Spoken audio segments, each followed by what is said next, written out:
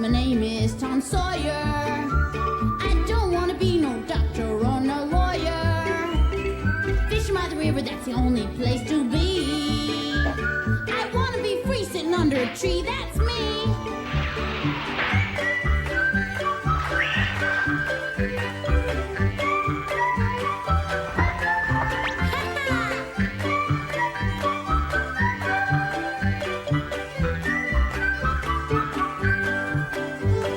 These are the stories of Tom Sawyer.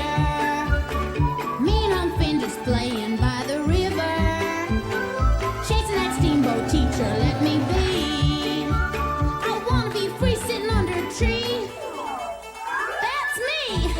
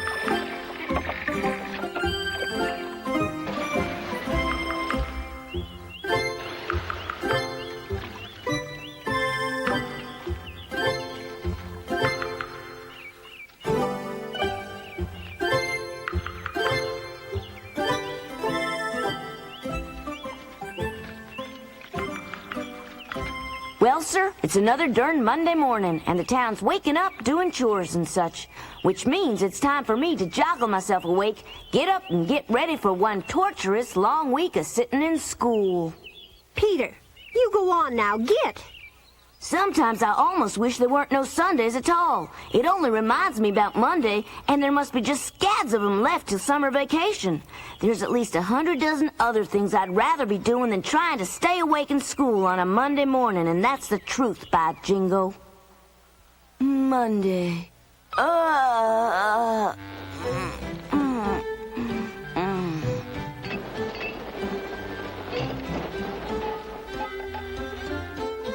I reckon it's time to wake up them boys, much as I hate to do it. It's so quiet now.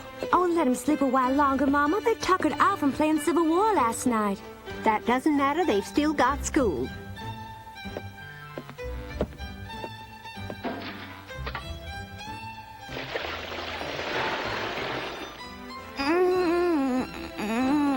Sid, hey, wake up!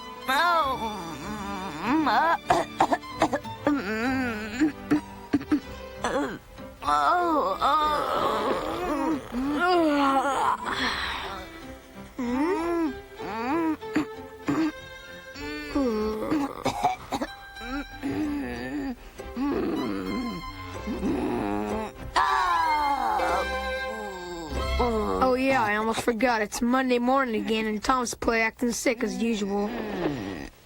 I think I'm a-dying, Sid, and there's something I want to give you before I croak. Oh, Sid, I can't bear the pain. I'm dying. It hurts something fierce. Oh, golly. Oh. Are you really sick or just sick of school?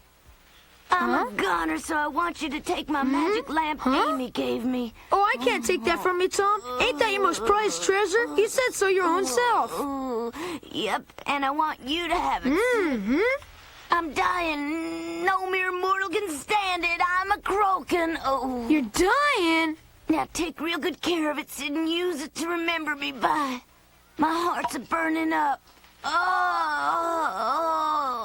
it's getting dark. The pain. Oh. Oh, Tom, please don't give up. I just couldn't bear it if you die. Please, Tom. I think I'm a-knocking on those pearly gates. And I promise I ain't holding any grudges for all the times you went and snitched on me. Oh! Please don't die. Please, I didn't mean it, Tom. Sid, is that you? Speak to me. Oh. Yes, it's me, Tom. Don't die. I'll go fetch Aunt Polly. Ow!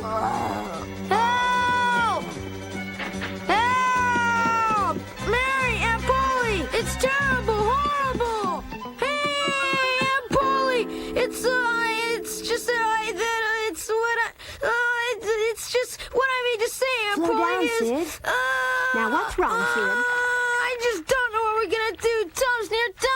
Sid. Oh, You shouldn't lie Sid, now. I'm sure he's only joking. No, Aunt Polly, this time it's for true. Sid, I can't believe you've been tricked by all of Tom's malarkey. Of course I thought he was lying, but seeing him caused me to have another think. And Tom was changing from red as a beet to white as a sheet right before my eyes. Tom isn't himself. He's really dying. Otherwise, he'd never given me his prized magic lamp. Lordy, Sid, it sounds like our Tom is sick. Why didn't you say so? Oh, poor Tom. Oh. I'm here. Tell Aunt Polly where it hurts. We're all right here, Tom. Tell us what's the matter.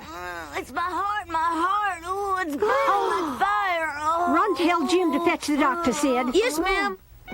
Hey, no doctors. It's much too late for that. Why, Tom? No, it's time for my last wish. It's that all of my family should be here when I croak. I don't want anyone to leave this room. Huh? Oh, Tom, I'm so frightened for you. It pains me to see you feeling so bad. Now, just lie still. There must be something we can do. This is ever so serious. Hush up, boy. Huh? Quit it. Oh, my. Cut it out, Aunt Polly. You're making me laugh. You know how ticklish I am. Tom. I might have known it'd be something like this. You get out of bed this instant and explain yourself, young man. Well, my chest is feeling better now, but I swear on a toad's nose I've got a toothache. What? Let's have a look. Yeah, there's a giant old tooth in there, and it's awful loose. Here it is right here. Can't you see it? Mary, you fetch me a line of silk thread. All right. And Sid, you run and grab a chunk of the kitchen fire. Yes, ma'am. You won't have to put up with that terrible pain much longer, Tom. What do you mean? We're going to pull that old tooth for you. I'll be all right. I'll bear up under the terrible ache one way or another, and then I'll bet it'll go away all on its own. Oh, no, you don't. My mind's already been made up. Please don't yank out my tooth, Aunt Polly, and I promise I'll never, ever play hooky again. So you finally admit it, then. This has been nothing but a cruel trick, lying to me. Your heart paining and burning like fire. Ought to tan your hide, Thomas Sawyer. For shame. I didn't mean nothing. Huh? Whoa! Jingo! My toothache is better, Aunt Polly. The pain ought to be all gone by the time I get to school. There's plenty of time. The best thing for a bad tooth is to pull it out. Listen, last night I used an Indian charm to cut the pain, so the suffering should be over real soon. Tom, don't make things worse. Don't you think one set of lies is enough for this morning? That's right, we've heard enough. You gone and worried Mary and me half to death with your mischief. Now open up like a brave little man and we'll rid you of what's ailing you and send you off to school. You've troubled me long enough, Thomas Sawyer. I'm just a little curious. What's that chunk of fire for?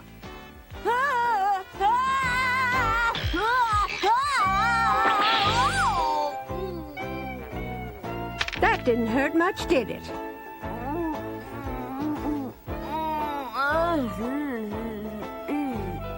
It's Monday morning, all right.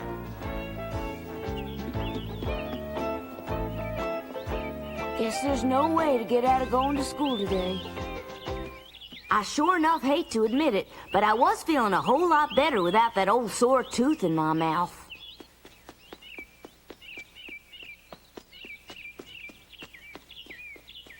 Morning, Cousin Becky. Hi. I've been waiting all weekend long to get to school today and meet all of your friends. It's so exciting. Wait, Becky. I wanted to wish you the best of luck today. Now have a good time, but since this is your first day at a new school, I want you to be sure and mind your P's and Q's because first impressions are important. Yes, ma'am. I promise to behave myself. Goodbye now, Jeff. Bye. I just know I'll like each and every one of your friends. Please tell me everything about them.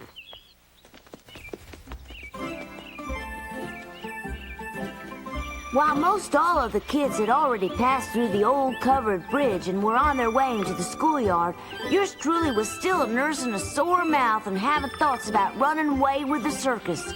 Anything to get round just sitting in the classroom where it's all a body can do just to keep his eyes open and make like he's paying attention. Howdy there, Tom. Huh? Well, howdy there, Huck. What are you up to, partner? Well, the old barrel I've been sleeping in is a mite too hot, so I come to the bridge here to get me some shut-eye, and suddenly I got a notion to build a treehouse. Treehouse? Mm-hmm. That's a great idea, Huck. And I know where. Want to see it? Would I? What about school, Tom? Building a treehouse would be more fun.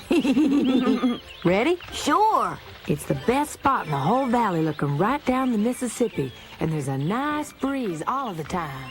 Just leave it to my friend Huck to know the best ways for having a good time. And to think a minute ago, I done give up this whole morning as lost. Now we was on our way to planning for a real treehouse adventure. Oh, boy! See that elm? The big one? Well, come on. All right. I expect it's the finest, beautifulest tree in the whole blame world. It's funny how quick a feller can forget all about book learning when there's an honest-to-goodness adventure at hand. Huck was right. Dogged if that weren't the perfect place for climbing and spying and such. Hey! Yeah! The view from way up there in the sky like to make me feel I was a bird. It's times like this when I can't find the words to tell my mouth what to say, and that don't happen often. I could see clear over yonder to the riverboat paddling up the Mississippi, and the captain waving at us. This sure enough was the perfect spot for a treehouse. This is plain bully. Huck, are you for sure gonna build a treehouse here? Yeah, would you like to help me, Tom? I know where there's some fine wood just lying around, and Jim has an old saw and hammer. That's right friendly of you, Tom. I done drawed up a blueprint, see? What do you think? That's great. Make me a part owner and I'll help you build it. What you got there? It's a personal tooth of mine. You take it and that'll make it a real deal. Okay, partner. It's almost as good as a real Lucky Charm. You got yourself a deal. Me and Huck commenced to make plans to get wood and tools and meet soon as school was out. That old tooth brung me some luck. I'm half owners in a treehouse. Yes, sir, I got a good feeling about today. For a Monday, that is.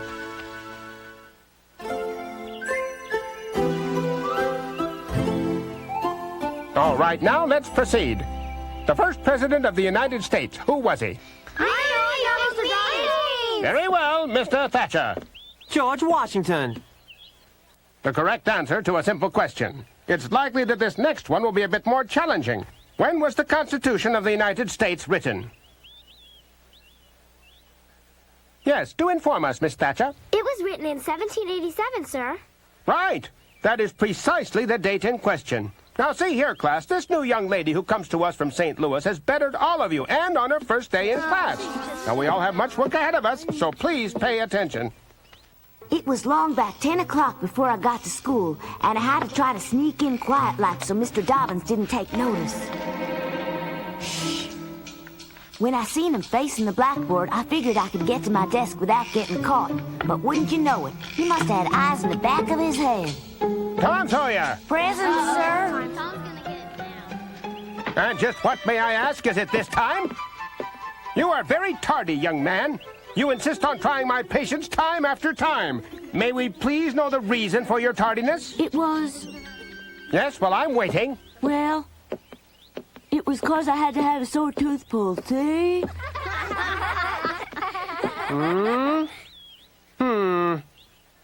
Yes, well, I cannot imagine it took more than a few moments to pull that tooth. Now, I want to know the real reason for your arriving here so late. Well, If you're prepared to tell me the truth, then I promise to spare you a lashing today.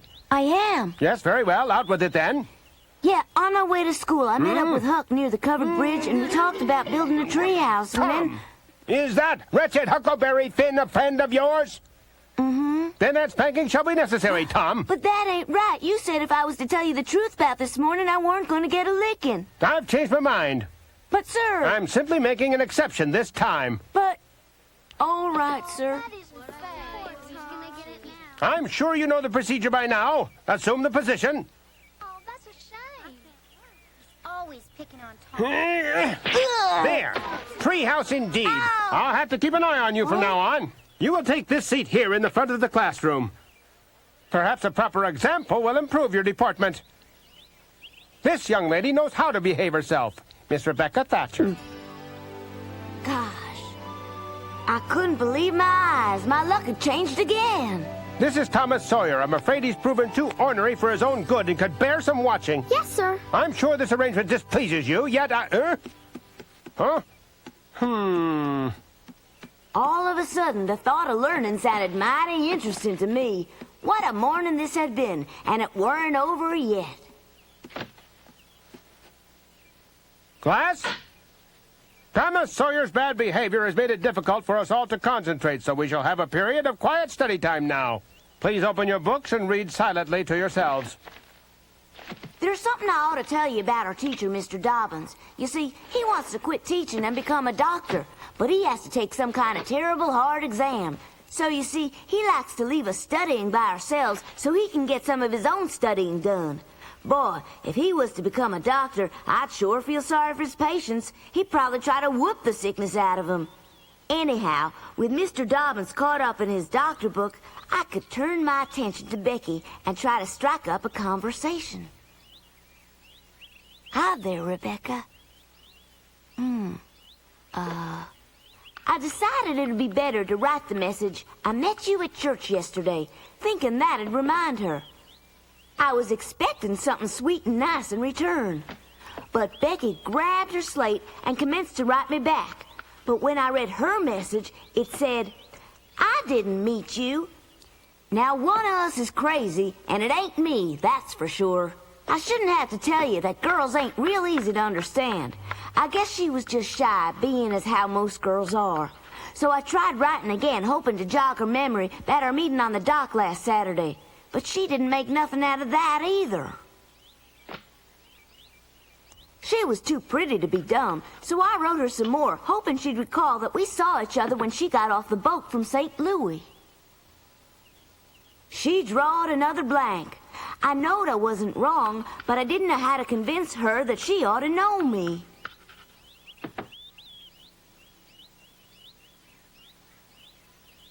I hoped I was finally getting through, but then Becky wrote on her slate that she didn't remember me and that she wanted me to leave her alone.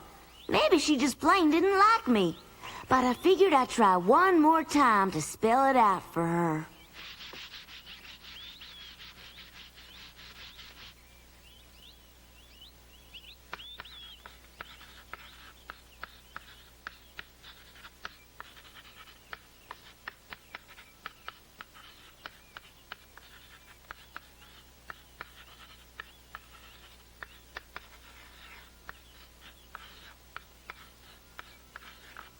I figured this was sure to remind her about the flowers she gave me.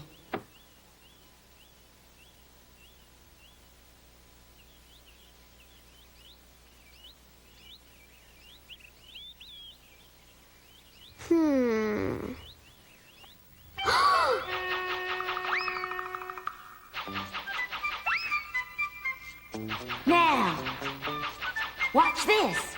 Huh? Oh!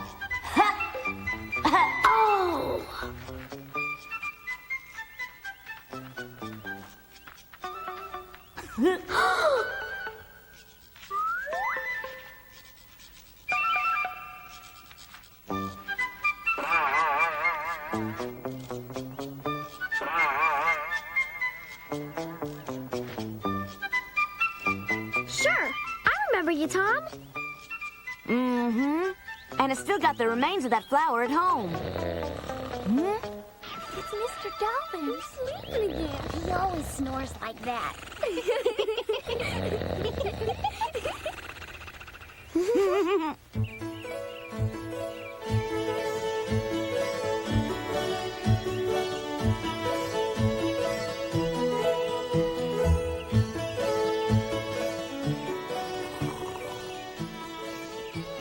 Hey, how about rats, Becky? Do you hate them or do you love them? What do you say? I've never been asked that before. I suppose I don't mind them very much as long as I don't have to touch them. Uh-huh. I call you Thomas? What a nice name. They only call me that when I'm about to get a licking. You can just call me Tom. Okay. Becky. You know about my nickname, Tom? I should recollect it because I met you 3 times, and that's a fact. 3? Uh-huh. With Mr. Dobbins at Sunday school and at your home. Oh, yes, that's right, Tom. Do you reckon it'd be all right if I came to visit you after school? Sure, I'd like that. Really? Okay. Meanwhile, in the forest, Huck was making all sorts of progress toward putting that treehouse together.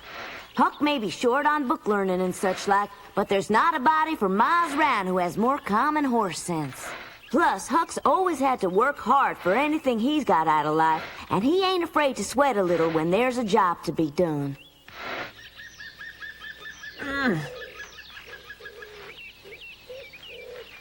That ought to hold her.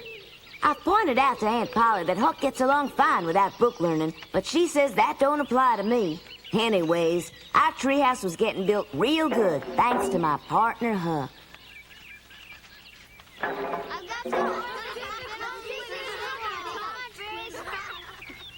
School's out, but I ain't seen Tom. Maybe Aunt Polly's got him doing chores again. I sure could use his help. 'Tweren't chores that was occupying me. I was going courting. I picked some flowers from Aunt Polly's garden. I don't take that chance for just anybody. Becky was special to me, but then I reckon that's no secret.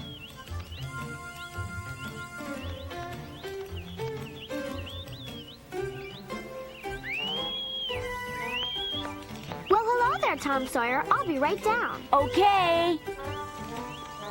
Oh, Jiminy. It's that lame dog that don't like me.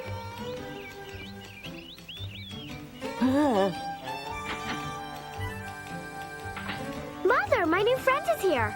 Was that Tom Sawyer whistling in front of our house? I think he needs to be taught proper manners. Hi there, Caesar. I was hoping I might charm Caesar into striking up a friendship, but somehow I suspected otherwise. Be nice, Caesar.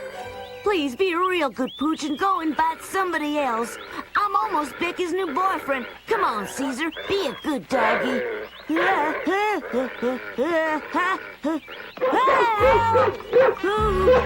Becky, calling off of me.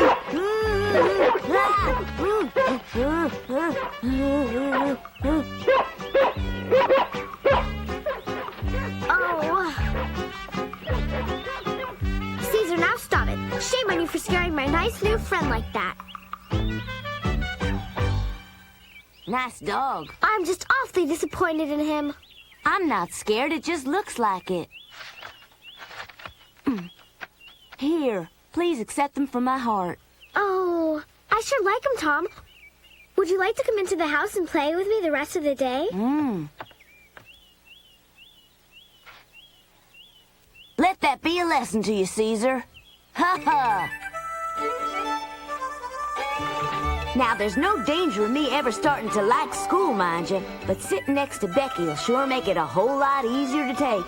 I might even start to like Mondays.